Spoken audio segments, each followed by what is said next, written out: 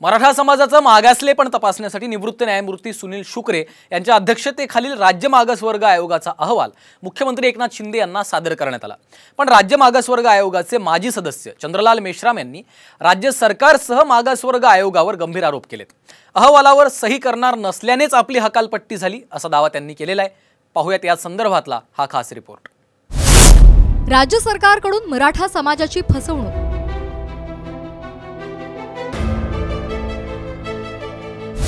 मागासवर्ग आयोगाचे माजी सदस्य चंद्रलाल मेश्राम यांचा गंभीर आरोप।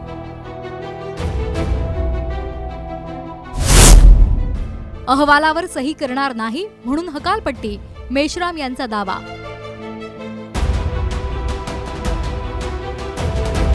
राज्य मागासवर्ग आयोगाचा अहवाल मुख्यमंत्री एकनाथ शिंदेंना सुपूर्द करण्यात आला।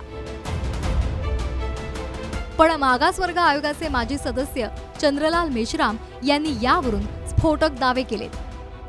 अहवाल गडबडीत तयार केल्यामुळे सर्वोच्च न्यायालयामध्ये टिकणार नाही असा दावा मेश्राम यांनी केलाय। राज्य सरकार मराठा समाजाची फसवणूक करत असल्याचाही आरोप त्यांनी केलाय। मराठा सर्वेक्षणाचा अहवाल मागासवर्ग आयोगाच्या सदस्यांना वाचनासाठी दिला नाही असाही आरोप त्यांनी केलाय। आयोगाच्या सदस्यांनी दबावापोटी अहवाल न वाचता त्यावर सह्या केल्या। हा अहवाल आणि त्या आधारे देण्यात येणारं मराठा आरक्षण सुप्रीम कोर्टात टिकणार नाही। सगळे सोयरे शब्द देखील कायद्याच्या कसोटीवर टिकणार नाही असा दावा मेश्राम यांनी केलाय। सर्वेक्षणासाठी उच्च न्यायालयाच्या निवृत्त न्यायमूर्तींनी कार्यकक्षा ठरवून दिली होती, पण सर्वेक्षण करताना या कार्यकक्षेनुसार ते करण्यात आलं नाही। त्यामुळे या सर्वेक्षणात तांत्रिक आणि कायदेशीर त्रुटी राहिल्या। सर्वेक्षण सुद्धा घाई गडबडीत करण्यात आलं असे आरोप चंद्रलाल मेश्राम यांनी केले।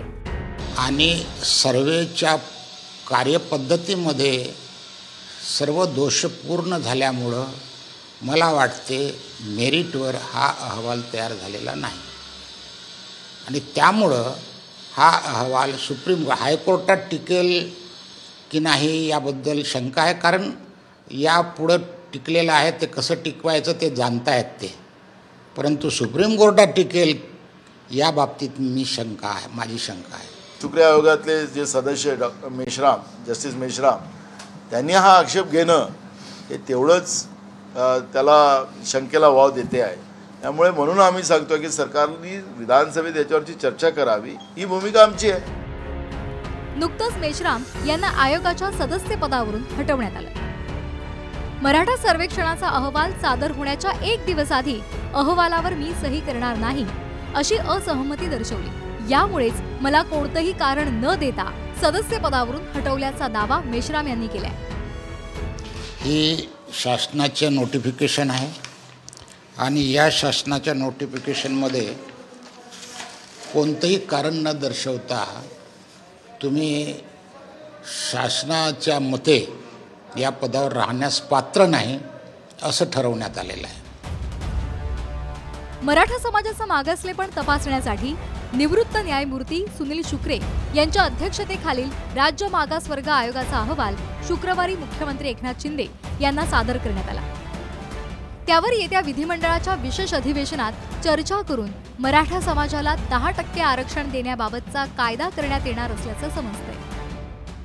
मराठा समाज हा सामाजिकदृष्ट्या मागासलेला असल्यामुळे घटनेच्या 15(4) आणि 16(4) या अनुच्छेदानुसार आरक्षणाला पात्र ठरतो असा अहवाल राज्य मागासवर्ग आयोगानं दिलाय। मराठा समाजाला आरक्षण लागू केल्यावर 50% आरक्षणाची मर्यादा ओलांडली जाईल। मराठा समाजाला अपवादात्मक परिस्थितीमध्ये आरक्षण देण्याची शिफारस राज्य मागासवर्ग आयोगानं केली अशी माहिती मिळते। या सर्वेक्षणानुसार मराठ्यांना आरक्षण देण्याचा सरकारचा मानस आहे, पण कायद्याच्या कसोटीवर हे आरक्षण टिकणार का हे पाहणं महत्त्वाचं आहे। नितीन पाटणकर, साम टीव्ही न्यूज, पुणे।